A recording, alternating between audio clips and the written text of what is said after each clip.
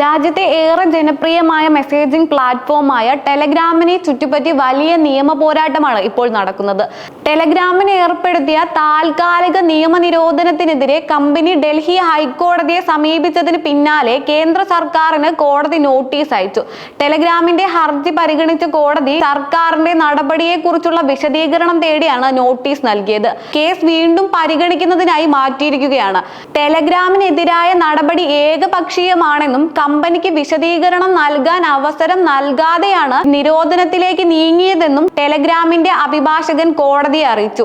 രാജ്യത്ത് കോടിക്കണക്കിന് സാധാരണ ഉപഭോക്താക്കൾ ഈ പ്ലാറ്റ്ഫോം ആശ്രയിക്കുന്നുണ്ടെന്നും നിരോധനം അവരുടെ ആശയവിനിമയത്തെ ഗുരുതരമായി ബാധിക്കുന്നുണ്ടെന്നും ഹർജിയിൽ ചൂണ്ടിക്കാട്ടി. അതേസമയം ടെലഗ്രാമിനെതിരായ നടപടി വ്യക്തമായ തെളിവുകളുടെ അടിസ്ഥാനത്തിലാണെന്ന് കേന്ദ്ര സർക്കാരിന്റെ നിലപാട്.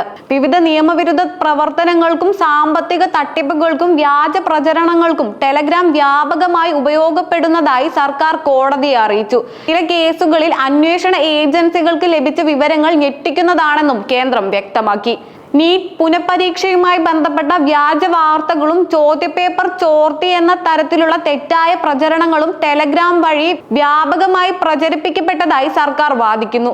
ഇതിനു പുറമെ വലിയ സാമ്പത്തിക തട്ടിപ്പുകളും ആപ്പിന്റെ ദുരുപയോഗം നടന്നതായി അന്വേഷണങ്ങളിൽ കണ്ടെത്തിയതായും കേന്ദ്രം ചൂണ്ടിക്കാട്ടി.